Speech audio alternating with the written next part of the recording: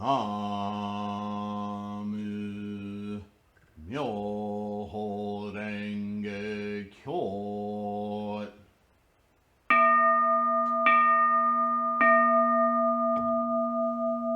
나무 묘호랭개교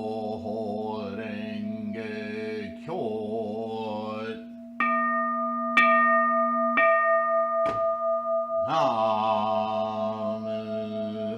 묘호랭개교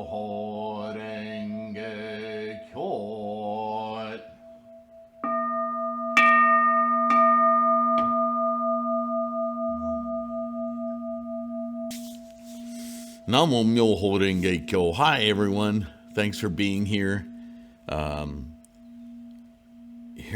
Reading your emails and comments. It deeply moves me how so much of you are having such great recognition of changes in your life and things happening, your observation, your awareness of your life condition, of the life that you can participate and experience in your environments that perhaps in the past you would simply gloss over or not see at all. This is our practice. Namo Myoho Renge Kyo really opens our mind, our experience, our understanding, our involvement in our own life process. It blows me away. Okay, so we're embarking on a major writing of Nichiren's, but before we delve into it, I just want to read, again, I'm reading from Jacqueline Stone's dissertation, and this translation comes to us through the Risho University Library, and there's... well, part of it does anyway. Let me just read. Okay, the name of the Gosho, settle down, Selene, is the teaching approved by all Buddhas of the 3 time periods, right? So, hit the keyboard. Right away, there's a notation to see at the end of this translation. And I want to read it because it points out a fact that I often point out, and so that you don't think I'm just inventing things myself, let's read what she says. Notes to the teaching approved by all Buddhas of the 3 time periods. The first thing is there's a Taisho reference, and we know this is an extant document. The Japanese title of this piece, Sanzei Shobutsu Sokanmon Kyoso Hairu, resist direct rendering into a manageable English phrase. And the English title, given above, represents a gloss rather than a literal translation. So right away, because we don't have conceptual terminology in our English language to conceive of the ideas in this Sanzei Shobutsu Sokanmon Kyosho Hairu, we're already kind of distanced from the actual intent and meaning in those words. So we hope to find them as we read through the translation and unearth the meaning behind the words, although we're reading at a distance through a different language, English. This considerable note goes into some of those differences that you might want to have in mind as we proceed. So this is why I'm reading it. But right away, do you see that cultural bias, that cultural obstacle course? Yeah. The word kyoso, or doctrinal characteristics. So, as she is saying, if we were to transliterate the title into English, the title would be so wordy that we might get lost in it. But let's take it apart bit by bit so we better understand what this document represents, right? So the word kyoso which is very late in the sentence, Kyoso Hairu, or doctrinal characteristics, here refers to those doctrinal features used when organizing sutras into some overall scheme. Such schemes, called Kyoso Henyaku, or comparative classifications of teachings, were devised by the various schools usually to emphasize the superior or central position among all the Buddha's teachings of the particular text or texts on which they based their respective doctrines. So this is the whole canon classification thing, the thing that Chi-i or Tendai is most credited with in 6th century China, with putting into proper order after so many years after the Buddha's passing. So many doctrines had been added or outright interpreted for their own purposes in different areas of China, north-south being one classification, but all over, in India and all over the place. So a tremendous effort was made to not only eschew, get rid of stuff that obviously wasn't Shakyamuni's teaching, but something glommed onto the canon. So get rid of all the stuff that doesn't belong, first of all. And then secondly, really deeply analyze all of the teachings, all of the sutras, all of the sermons, all of the translations that they could get their hands on, and put them in a logical order. Some things belong with other things. Some things are obviously an evolution from those things. So you can put things in a scholastic or scholarly order, so you can get back to the classical teachings of Shakyamuni and how he would have approached throughout his 50 years of teachings, the early, the middle, the latter, right? So that's in this title. Hairu, the last word of the title, as we read it, literally, quote, to abrogate and to establish, exactly what I was just describing, suggests that certain teachings will be set aside in favor of others and a hierarchy set up. Right. Better language.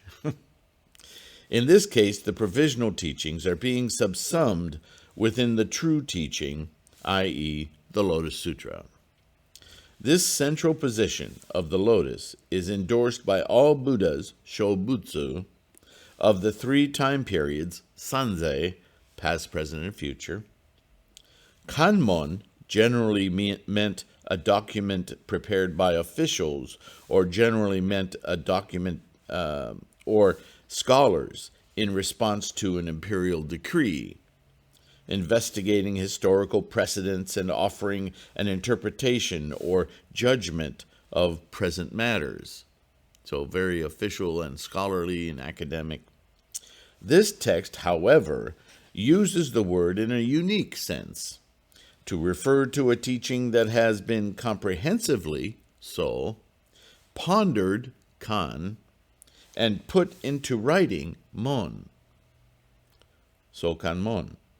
Specifically, it indicates the Lotus Sutra itself, which it presents as an, quote, authentic document bearing the seal of the true aspect, the endorsement of all Buddhas of the 3 time periods, end quote. The expression sokanmon, or sokamon, evidently derives from Kakucho's Jigyo Ryaki Chu, a commentary on the Jigyo Raki, abbreviated commentary on self-practice, attributed to Genshin, which states, quote, the Ryaki represents a comprehensive consideration put into writing, sokanmon, of the Mohochikwan, and this is the reference to Risho University Library. The Mohochikwan, if you'll recall, is Chi-i Tendai's writing of the contemplation, the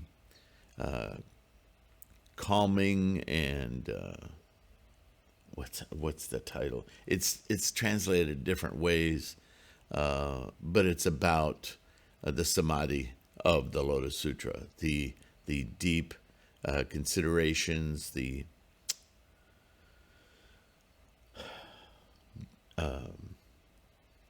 concentration and insight.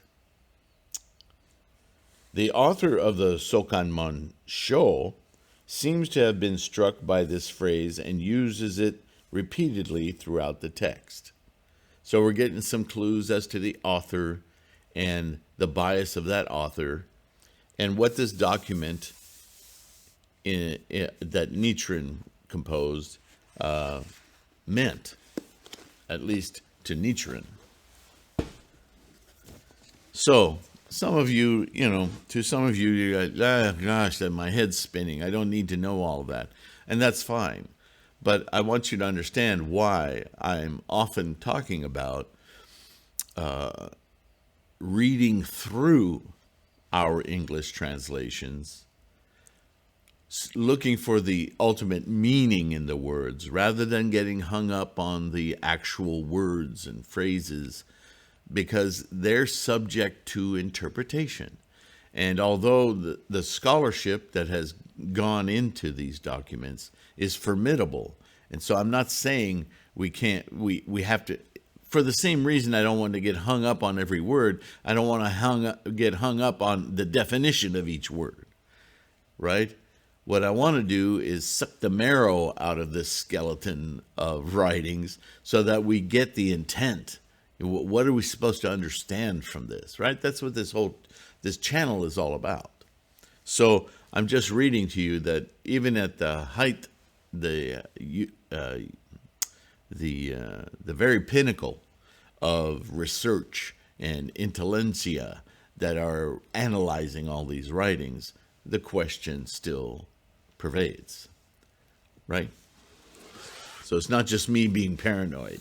It's something we need to keep in mind as we read these documents so that we don't get hung up on a particular word and saying, it says that, it says that, it says that. Well, why does it say that? How does it say that? In the context of what does it say that? There we may find the meaning, right? All right, so let's get into it. It says, written by Nichiren. Namo Myoho Renge Kyo. Here we go. Now, the sacred teachings of the Buddha's lifetime were all expounded over a period of 50 years and constitute what is termed the body of sutras. So, actually, Nichiren starts out qualifying the Lotus Sutra and the translations and what he's reading from, because even Nichiren is saying, don't take my word for it. This is a compendium of expertise, and this is what it means. I'm relaying this to you.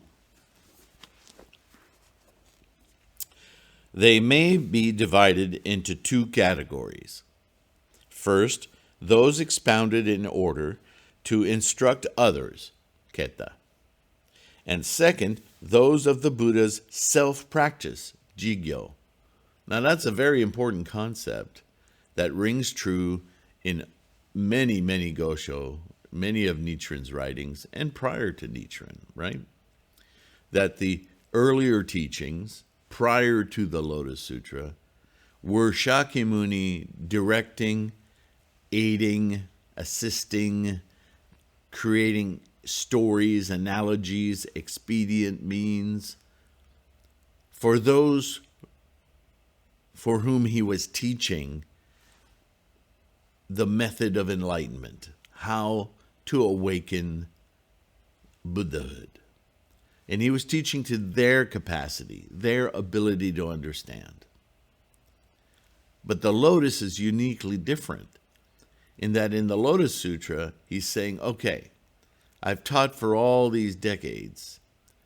Now, as I'm aged, and I see that I'm going to have to, or that I will, leave this earthly realm, I need to tell you all how I achieved, how I practiced, how I invoked and understand and experience my Buddhahood.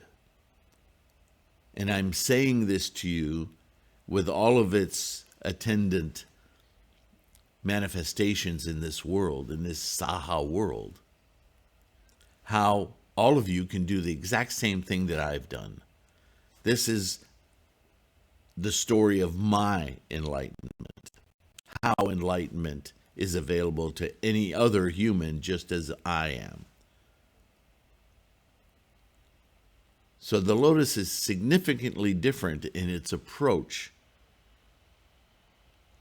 And he goes so far as to say that until bodhisattvas of the earth rising from, in other words, future practitioners, they will understand that this is how they should self-practice to attain Buddhahood.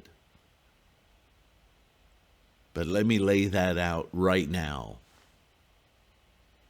Even though, as we read in the Nirvana Sutra, as he's on his deathbed, that you guys aren't ready to understand this yet. But rely on the law. Follow the law. Don't lament me leaving. Don't worship Shakyamuni. Dedicate yourself to the law, Myoho Renge-kyo, the Lotus Sutra. That is how you'll get there. Just keep doing that. I'm not it. It's a self-practice. Those of the first category, the sutras for instructing others, are the scriptural teachings that Buddha expounded for a period of 42 years before preaching the Lotus Sutra. They are termed the provisional teachings and are also called skillful means. Among the four teachings, they correspond to the first three, the Tripitaka teaching, the shared teaching, and the distinct teaching. So there you have it. The Tripitaka teachings are early teachings, right? And later, in the middle period of his life, there was a shared, what's it called? Yeah, the shared teaching, and then the distinct teaching, which is where we start talking about the perfection of wisdom and the nature of mind, right? Among the 5 periods, which there are 5 in total, they correspond to the flower ornament, agama, extended, vaipulya, and prajna period, prajna being the mind, right? They are the scriptural teachings of the 4 periods preceding the Lotus Sutra. Moreover, among the 10 realms, right, the 10 worlds, they correspond to the first 9 Dharma realms. Hell, hunger, animality, all the way up to learning, realization, and bodhisattva. But they don't include Buddhahood. So bodhisattva, I caution you ahead of time, has a different meaning as the teachings evolve. Anyone who facilitates somebody else beginning their journey in Buddhism is, by definition, bodhisattva. But what level of bodhisattva is determined by what level of teachings you are assisting others to realize. The highest level, of course, being the self-directed teaching, which doesn't happen until the Lotus Sutra. So the bodhisattva of the Lotus Sutra is a far more accomplished bodhisattva than the bodhisattva of the Agama period, or even the perfection of wisdom teaching, which focuses on bodhisattvas a lot. But it's still a preparatory training for bodhisattvas to finally understand what it is they're instantiating in that perfection of wisdom. What is that perfection of wisdom for? So that one can finally realize that one can invoke immediately one's Buddha nature. But if you don't have any idea what Buddha nature is, or Buddha-ness is, or even Bodhisattva, then how could you possibly understand? How can you possibly have great confidence and conviction that this is what's happening? When people don't understand, this is when they say things like, oh, I'm not just going to chant magic words so I can, be, omnipotent. No, you don't understand a thing, right? And that's why we have to be careful when we act as bodhisattvas for others. Shakyamuni gave us the ultimate lesson. Depending on the capacity of the people, you have to be careful how you bring them to this knowledge. In our day and age, Nichiren is our example, our mentor. And to Nichiren, as it was to Shakyamuni, at this time in the development of humankind, human beings, there's no reason to dawdle around and play with these earlier devices. They're helpful, and that's why they're in the Lotus Sutra. There are analogies in the Lotus Sutra. There's a whole ceremony that's envisioned as the activity of the mind and something to consider to help us understand this self-practice and how it works. The chapter on merit, preaching, holding, reciting, writing, distributing, all of these aspects of how to be this maximal bodhisattva. And that is to create our depth of understanding and commitment to awakening our own Buddhahood, right? That's the Lotus Sutra. But some of us are stubborn, and we want to know more, and we read something in the Lotus Sutra, and I can remember reading something and saying, how did you come to that? And so referring to earlier sutras, reading key terms and going and reading those stories, I understand now. I've gotten my stubbornness out of the way, and I get it now. So I can continue in my path in the Lotus Sutra to invoke my own Buddhahood. We gain confidence. This is a samsaric problem, if you will, that we can get so intellectual about something that it stands in the way of our understanding, our actually doing. That's okay. We're human beings. We understand we're in the Saha world with all of its attachments. What we don't understand is how our particular karmic makeup, our momentum, disables our perceptions in certain ways, prevents us from experiencing Buddhahood. So we want to get that stuff out of the way so we can have total resolve and confidence. And that way we can carry around our Buddha insight all day long. What an amazing way to live maximally this life. That's the game from the start. That's what Siddhartha was looking for. So let's go on. These provisional teachings, also called skillful means, among the four teachings, they correspond to the first three, the Tripitaka, etc. Among the 5 periods, we read flower, ornament, agama, extended, and prajna. They are the scriptural teachings of the 4 periods preceding the Lotus Sutra. Moreover, among the 10 realms, they correspond to the 9 Dharma realms. And in terms of dreams and waking reality, they concern the good and evil that occur in dreams. So that's an interesting perspective. The earlier teachings, the skillful means, the provisional doctrines, because they are teaching others, concern the behaviors of samsara, which in Buddhist terms is really a dream world, because we perceive things to be permanent, we attach, we hold on. And that's not the nature of all phenomena. Everything is constantly changing, moving, dynamic. But that's not how we think in our earthly life, in the Saha world, right? We make permanent everything. We hold on to things. We desire things deeply. We identify our very selves with thingness. And that, in Buddhism, that's a dream. That's not reality. Because everything is constantly in change, right? Impermanence, so on and so forth. 3,000 realms in a single thought moment. So the analogy is made that dreams are termed provisional, while the waking state is termed true.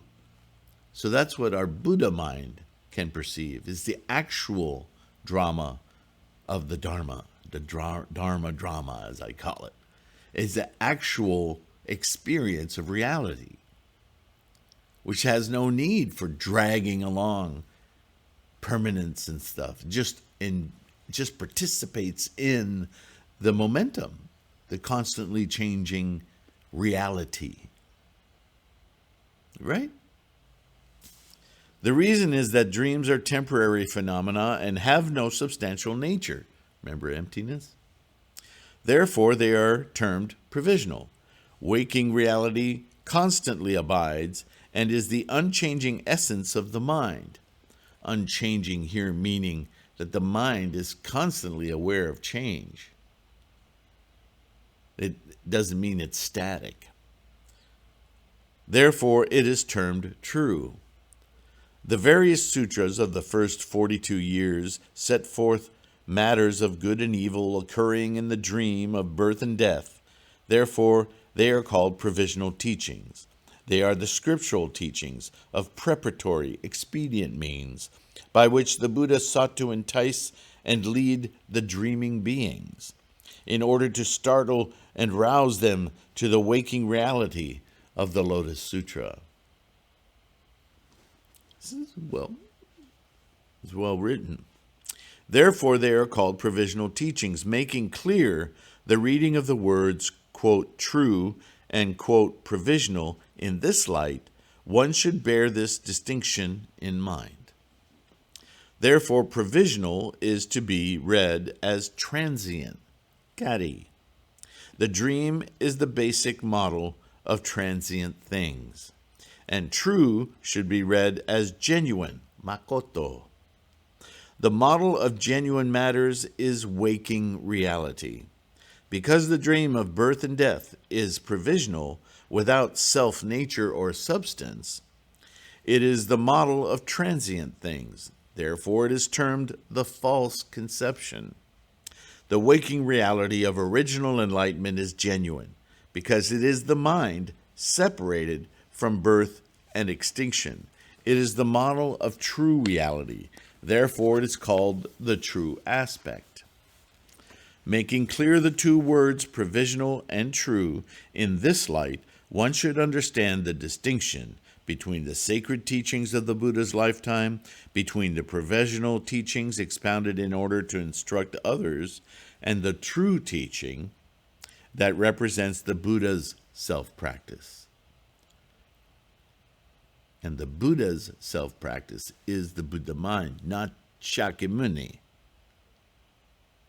The self-practice is the Buddha's mind in the Saha world. That's Shakyamuni.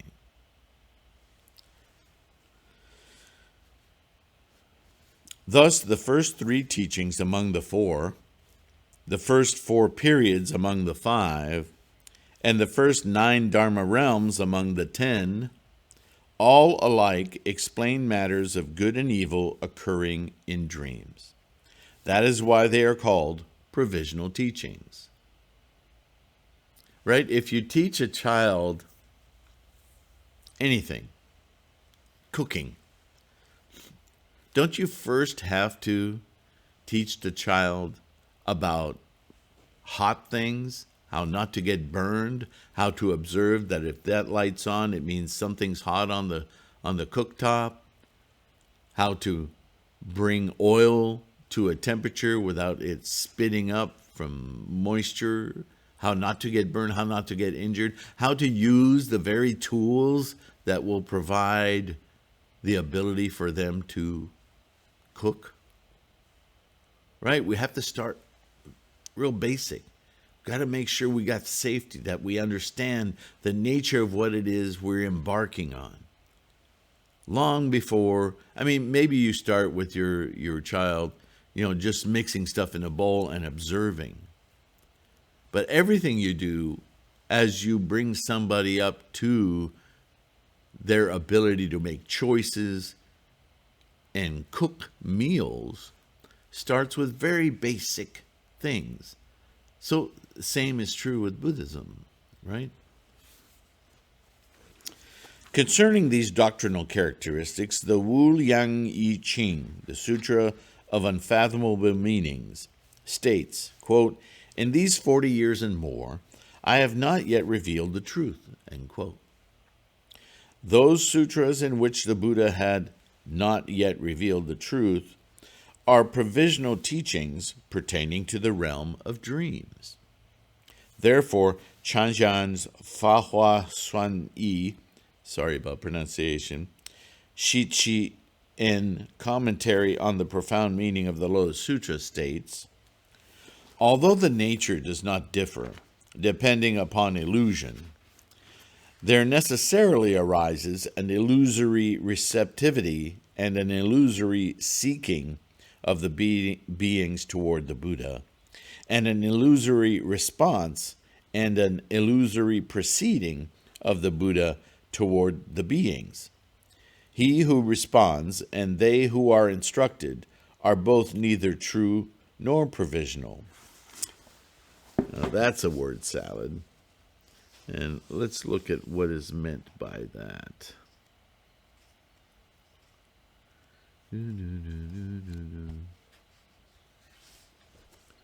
Oh, it's just a Taisho reference. Yeah. So,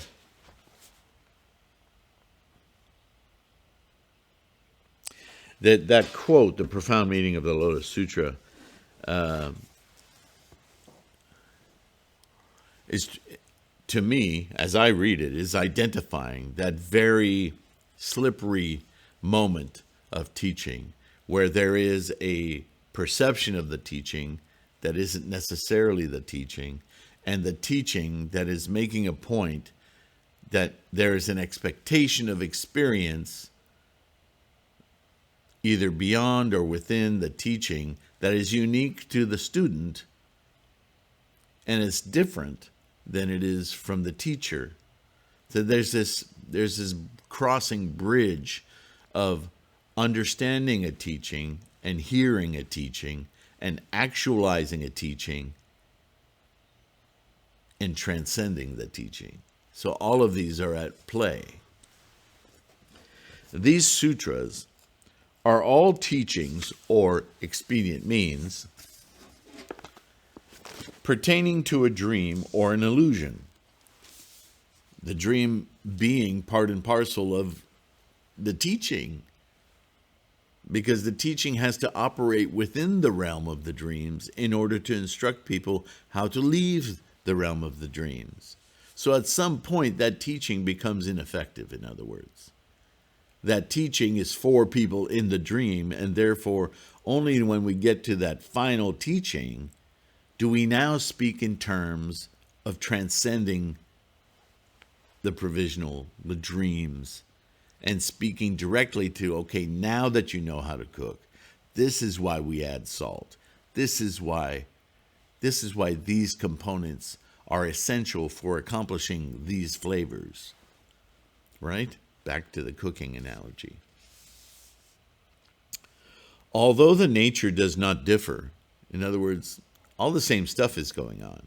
As I've said repeatedly, we don't annihilate anything in Buddhism. We don't get rid of anything. What we do is more deeply understand what's actually occurring. It's a perceptive change, a perceptive shift. Yeah?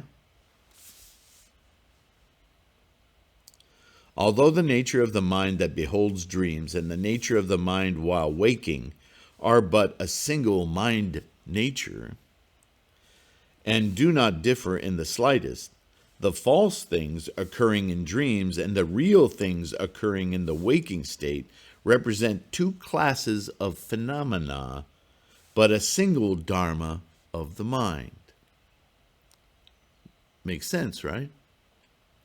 Accordingly, what we see and what we conceive is in fact our own mind, conditioned as it is either by dreams or reality, true reality. The lens that we peer through, it's the same mind, but it has shifted its understanding from its adherence to everything and identifying with everything to, oh, this is a process. This is in movement. This is kinetic. This is not owned or ownership. This is not possessed. It's just happening, and I am happening along with it. Wow. Therefore, Chi's Moho Chiquan, the great calming and insight, states, as for the four vows as set forth in the first three teachings, both their subject and object are obliterated. Not the world, but that perception is obliterated, right? Santa Claus, the idea, the concept of gift giving and this alternate self that does the gift giving, the meaning of gift giving isn't lost. But the idea that it's a person, an other, that performs this act, that's a delusion of a child. We're still talking about the same thing, but we understand it far more deeply and differently, right? Even as a political tool. The four vows are the vow, and that's an earthly or dream-like state as well. The four vows are the vow to save innumerable beings, the vow to extirpate unlimited defilements, the vow to master inexhaustible doctrines, and the vow to attain unexcelled Bodhi, the ultimate bodhisattva, life, to course in the world with the Buddha way. These are called the four vows. Subject indicates the Tathagata, and object means the beings. So we're seeking to enlighten the Tathagata state of true knowing, the mind at its most excellent function, most seeing reality function. In beings, being, the verb, being, we are constantly in motion, constantly changing. And in that constant change, we can perceive reality, real, unattached, unobsessed. Just the glorious action of being. This commentary is saying that in the first three of the four teachings, both the Buddha who makes these four vows and the beings who are their object are all merely rights and wrongs occurring in a dream. Again, our behavior in samsara. This being the case, the teachings of the various sutras preached during the period of the 42 years before the Lotus Sutra are all provisional teachings and expedient means, of which the Buddha said, quote, I have not yet revealed the truth, end quote.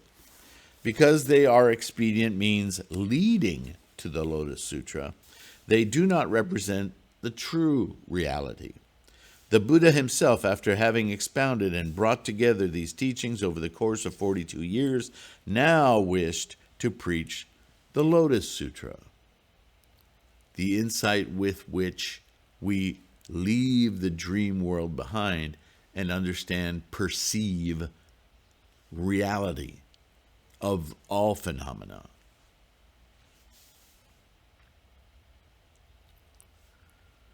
First, he taught the opening sutra.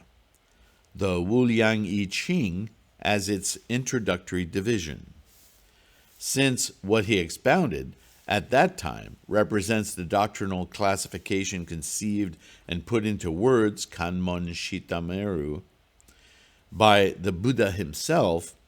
One should not insert the words of others to give rise to doubts.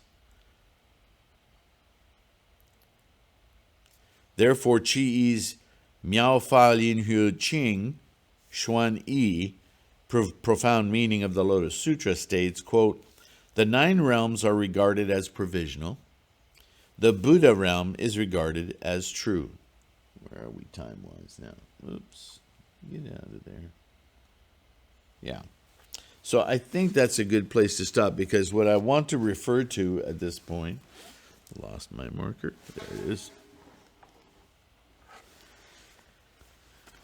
There's a video I did recently on the 9 consciousnesses, Myoho Renge Kyo. It has several words in the title. And I did a drawing on a whiteboard. I want to do more of that, but I'm waiting till I can. The camera that I bought, the second camera that I bought, didn't function for this. I had to send it back. Now I'm waiting for the money to be blah, blah, blah, blah, blah, blah. So eventually I want to have at least a second camera so I can focus on, teaching materials. I like to draw things out. I think it's helpful. In that video, I drew a triangle that was divided into 9 sections.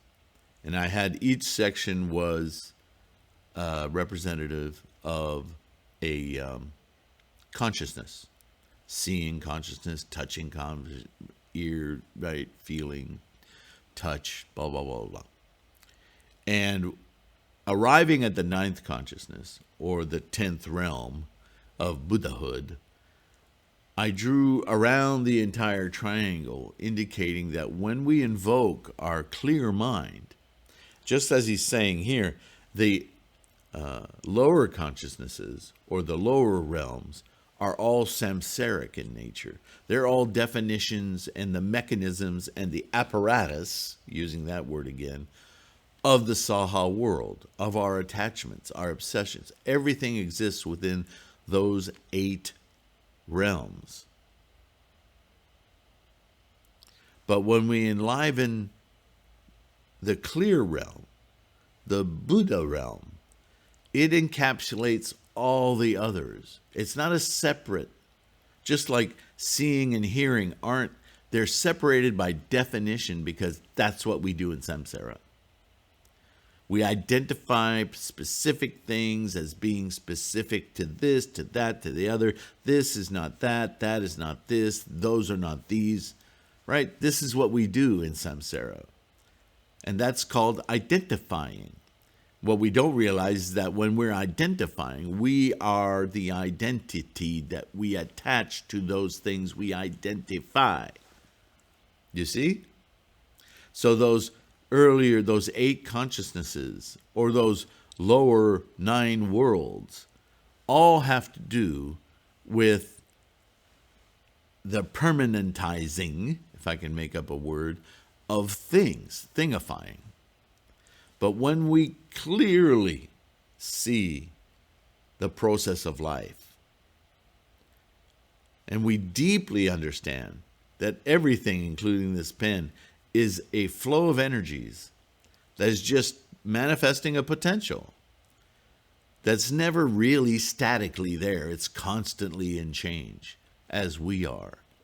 Then this pen doesn't disappear, but we understand it. We perceive it as some provisional, temporary, fun little thing that's just going along its way, just as we are.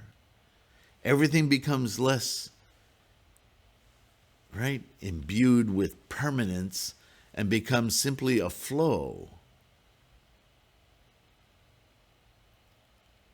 That's a mental shift that doesn't come easily. It takes practice. It takes time, right?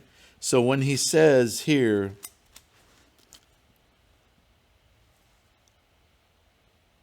the 9 realms are regarded as provisional, the Buddha realm is regarded as true, that's what he's talking about.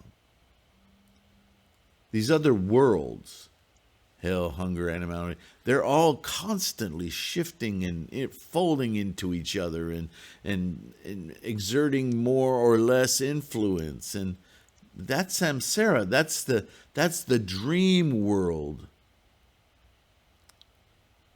Now, the dream world and what's in it doesn't disappear like popping a bubble, like in cartoons where the dream goes pop, and now suddenly we're in reality.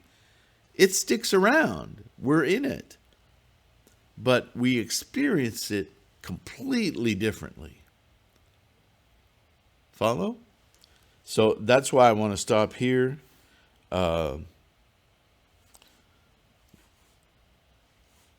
Preaching of the last 8 years. Yeah, so the 9 Dharma realms being provisional correspond to the teachings preached during the first 42 years, while the Buddha Dharma realm, being true, corresponds to the preaching of the last 8 years, that is, to the Lotus Sutra. Therefore, the Lotus Sutra is called the Buddha vehicle. Because birth and death in the 9 realms is a principle pertaining to dreams, it is called a provisional teaching. Because the constant abiding of the Buddha realm is the principle of waking reality, it is called the true teachings. So, therefore, the teaching expounded over 50 years, the sacred teachings of the Buddha's lifetime. Let's go ahead and finish this paragraph. The entire body of sutras consists of the provisional teachings for instructing others expounded during the first 42 years, and the true teaching of the Buddha's self-practice expounded during the last 8 years. Together they constitute the 50 years of teachings. If one holds them up to the mirror of the two words provisional and true, the distinction between them will be reflected there spotlessly. Okay, so there I'm going to stop. Now, I want to make a distinction before you turn off the video or stop listening. Please, this is very, very important now. I know as I'm reading this, some of you will think, well, if I want, Joshua to learn Buddhism, I have to start with Pali writings or Tripitaka or some other teaching of Buddhism, because I have to raise them up to understand the Lotus Sutra. No. Please don't do that. That's not what Nichiren is saying here. That's not what's meant by all of this. Because what you'd be forgetting in that interpretation is the critical part of what he's saying here is that these provisional teachings, these earlier teachings, were taught to the capacity and time of those others. That the Lotus Sutra is the essential teaching of Buddhism. It is what he started out trying to talk about in the Kigon, but he was so overwhelmed with describing it that everyone just turned sideways and didn't understand a frickin' thing he was talking about. So he stopped. He was only taught that for 2-3 weeks. Whoa. I forgot. I have to think about, how did I get here?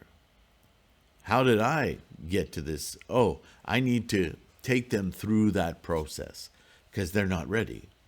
And the Lotus Sutra is ready. But the Lotus Sutra, on the other hand, is a teaching suited specifically to our time, our evolution, our capacity to understand. It's hard to put into words how much more capacity for understanding abstract concepts our modern minds have relative to the mind of the 3,000-year-ago person or the 1,000-year-ago person. We now simply need to do this self-practice to enliven our own Buddha nature. It may seem a little difficult to understand at first, but as soon as you start, and I'm hearing from some of you members, You've just established your first altar. You've just enshrined your first mandala. And things are just going wild in your life, just amazing you. Yeah, that's because this is the time for our direct experience of Buddhahood. We don't need to go through years of little baby training and learning how to go potty without a diaper and so on and so forth. We are far more mature in mind. And so practicing those earlier teachings is actually keeping us back, right? If I were to say to you that learning language or math or pick a subject, and I go back to remedial second, third grader kind of text to teach it to you, how bored would you become? You'd have no excitement. You'd have no urgency to perform those tasks, right? So the teaching for today, and Nichiren is our mentor here, to totally enact, understand, and practice Shakyamuni's self-teaching, self-enlightenment practice. That's why Nichiren is so important to you and I, because he understands how we're capable of invoking our clear, true mind and experience the world as Buddha while remaining in our bodhisattva, our human state. That's what this practice is all about. Namo Myoho Renge Kyo, right? So don't contrive to see this discussion any other way, because you'll be missing the point. And worse, you'll be creating obstacles for someone else. You don't want to do that, right? I mean, if you're going to make the effort so that it works. Don't you want to be excited when your friends and the people you talk to suddenly see this potential they have? Believe me, that's one of the most rewarding feelings you'll ever have in your life. So don't muck about with it, okay? Have confidence. I know you do, because I hear from you. I just want to make sure everyone understands, okay? Namo Myoho Renge Kyo. Thanks for being here. Download the podcast if you like the oral podcast. Don't forget about the website, threefoldlotus.com. Lots of free information there. You can download, you can read, you can share, you can talk about. By the way, it's been there a long time, so if you read something that's confusing, let me know, because I may need to update my own words from the past. Words is hard, as JHS Pedals would say. Anyway, enjoy your life. Be confident in your practice. And what am I forgetting? Yep, books, mandalas. I have web stores for those things. All the tools you need. Please use the comments if you're not sure about how to find that stuff or how to use it. I have an email, tlksylvain@gmail. Let's practice together and let's make this amazing. Take care. I'll see you in the next one. Watch your health. Be kind. Bye for now.